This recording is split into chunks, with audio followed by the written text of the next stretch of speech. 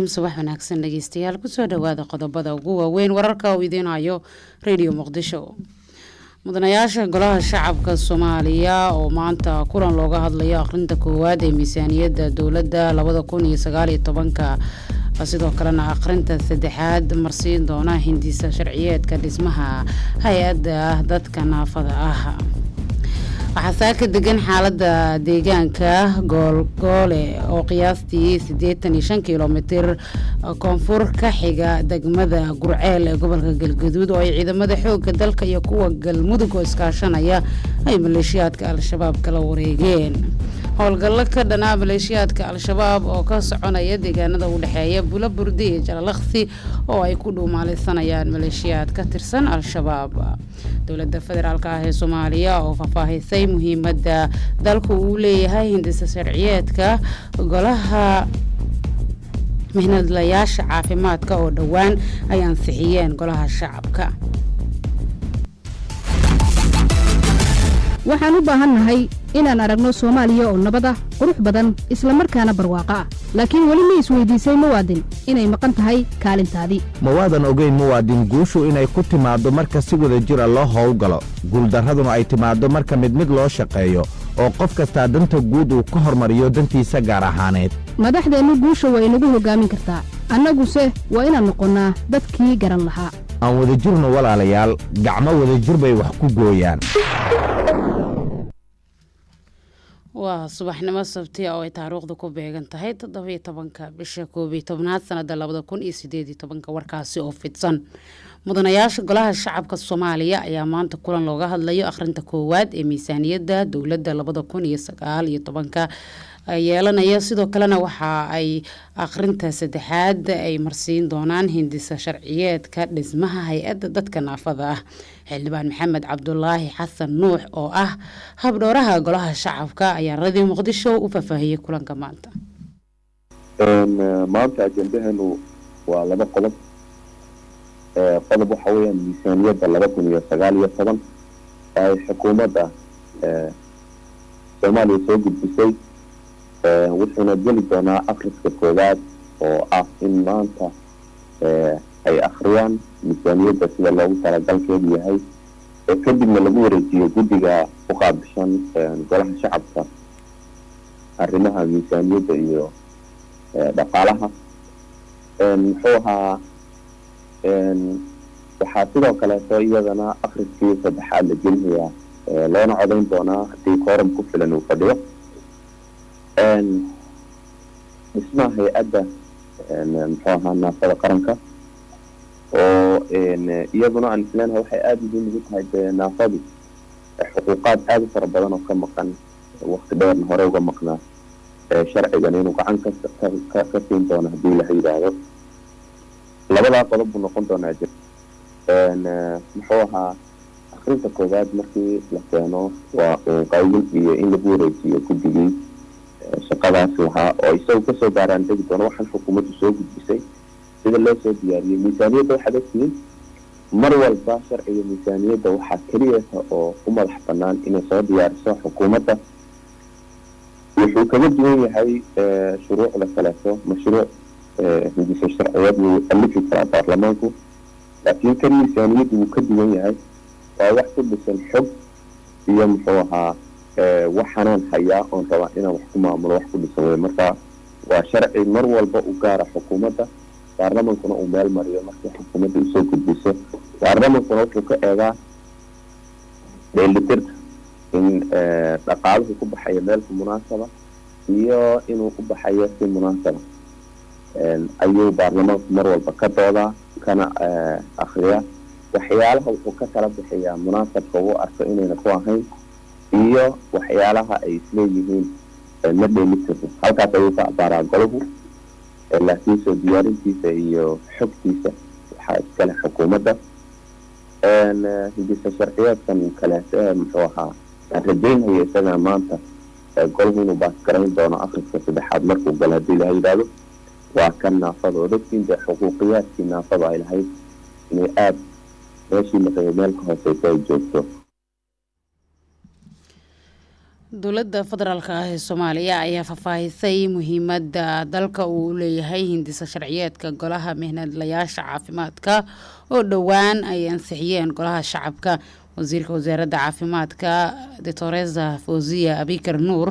oo marti ku ahayd barnaamijka kulanka toddobaadka ayaa warbaahinta qaranka u faahfaahinaysa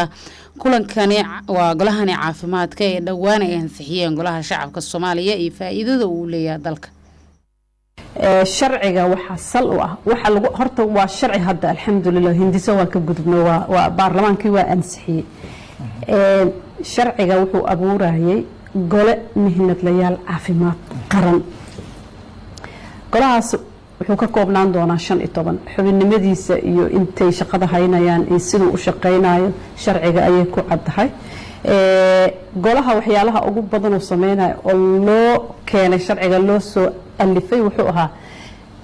in la xakameeyo caqabadaha jira caafimaadka, in la dhowro tayada caafimaadka adeegyada la bixiyo iyo guud ahaan in la horumariyo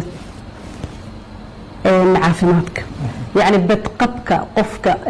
Soomaaliyeed raadsanaya adeeg caafimaad. waxaan ognahay in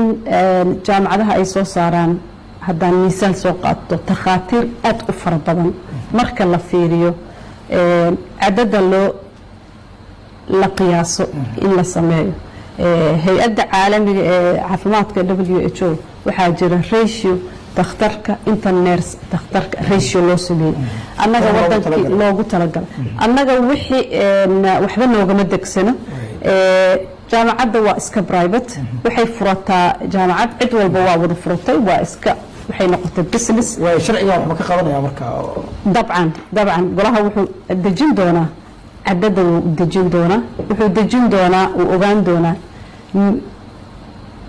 manaahijta lagu barayo takhaatiirta ama nurse-ka ama umulisada mihnadaha kala duwan wuxuu kontroolayaa manaahijta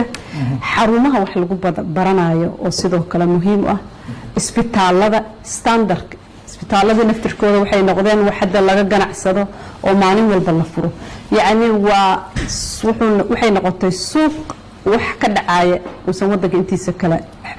dowladda aysan ku lahayn wax control ama siyaasad ah oo la socosho. waxaa saaka degan xaalada deegaanka goolgoole oo qiyaastii 85 kilomitir koonfurka xiga degmada Gurceel ee gobolka Galgaduud oo ay ciidamada xoogga dalka iyo kuwa Galmudug oo iskaashanaya ay maleeshiyaadka Al-Shabaab kala wareegeen. Maxamed Deeq Cabdi Maxamed ayaa inoo soo diray. waxaa saaka degan xaalada deegaanka goolgoole oo maalinimadii shalay ahayd lagula dagaalamay maleeshiyaadka Al-Shabaab ee isla markaana muddo 2 sano ah saldhig u ahaa lagana saaray iyadoona dadka deegaanka oo is abaabulay ay ku guuleysteen maleeshiyaadka in halkaasi ay ka saaraan in ka badan 7 ka tirsan maleeshiyaadkana halkaasi lagu dilo kuwa oo meydadkooda gelinkii dambe ee shalay dadka deegaanku halkaasi ku aaseen. xiriirro kala duwan oo saaka aynu la sameynay ayaa waxay noo sheegayaan in halkaasi dadka deegaanka iyo ciidamada dowladgoboleedka Galmudug ee iskaashanaya iminka ay ku sugan yihiin howlgallo ballaaran halkaasi laga sameynayo. sidoo kale mas'uuliyiinta dowladgoboleedka Galmudug iyo saraakiisha ciidamada ayaa waxay xaqiijiyeen in howlgallada la sii wadi doono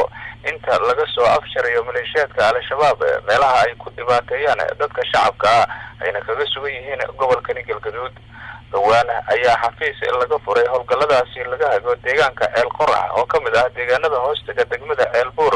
waxaana maamulka Galmudug uu sheegay in howlgalladaasi la sii wadi doono sidoo kalena lagu ballaarin doono guud ahaanba gobolka Galgaduud gaar ahaan meelaha maleeshiyaadku weli ay ku harsan yihiin.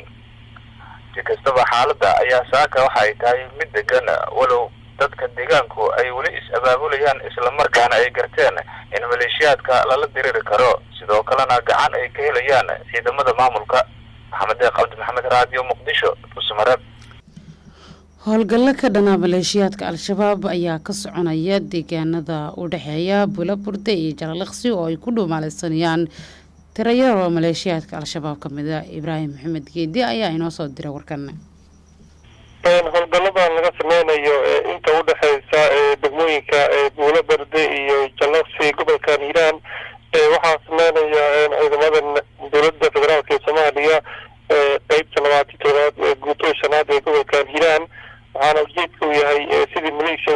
saari lahaa oo caadaystay in waxyeeleeyaan ama ay dhibaateeyaan dadka shacabka u kala safraya degmooyinka buulabardi iyo jallaqsi oo markaasi ay doonayaan inay go'doomiyaan si markaasi degmooyinkaasi u noqdaan kuwa markaasi dadku ay markaasi gaajo ugu dhintaan marka dhibaatada ay qayb ka tahay ciidamada xoogga ayaa arrimahaasi ka hortago xil walba howlgallo ka sameeya qaar ka mid a saraakiisha oo dadka telefoonka kula hadalnay waxay sheegeen in howlgallada weli ay socdaan balse ay jiraan ilaa markaasi laga xaqiijinayo amniga si deegaanadaasi ay u noqdaan kuwa markaasi ka caagan dhinaca maleeshiyada al-shabaab. waa tahay ibraahim oo sidaan ka warayna howlgalladu muddooyinkanba ay ka socdeen deegaanadaasi u dhexeeya buulaburda iyo jallaqsi ilaa hadda maxaa guulo oo laga gaara howlgalladaasi? guulaha howlgalladan la taaban karo waxay tahay in maleeshiyadu inta badan iskaga tageen deegaana hoos yimaado jallaqsi iyo buulabarde laakiin xilliyada qaar ayaa saraakiishu waxay sheegeen inay si dhuumaanaysa halkaas ku yimaadaan xilada ay ka wareeraan in gaadiid ka yimid muqdisho ama jallaqsi ay ku sujaan buulabarde ay godoomiyaan ama gaari ka tagay dhinaca muxuu ahay buulabarde oo doonaya inuu galo jallaqsi ay godoomiyaan marka inta badan deegaanadaasi dhowaan howlgallo xoogan oo ay ciidamada amisom iyo weliba kuwa dowladda ay ka sameeyeen ayaa jiray oo markaasi deegaano dhowr ah sida deegaanka buurweyn fiidow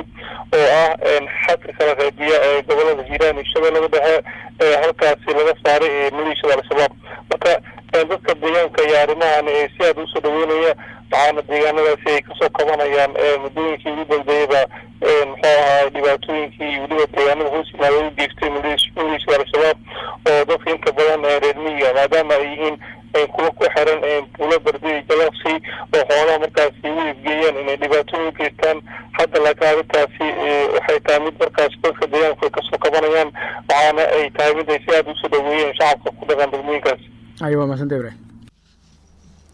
halka warkaas idinkaga imaanayana waa radio muqdisho codka jamhuuriyadda soomaaliya. midowda yurub ayaa ka fiirsanaya xiriirka uu la leeyahay tanzania. midowda yurub ayaa dib u eegis ballaaran ku sameynaya siyaasadihiisa ku aadan dalka tanzania sababo la xiriira waxa uu midowgaasi ku tilmaamay xuquuqda aadanaha iyo sarraysiinta sharciga oo sii xumaanaya.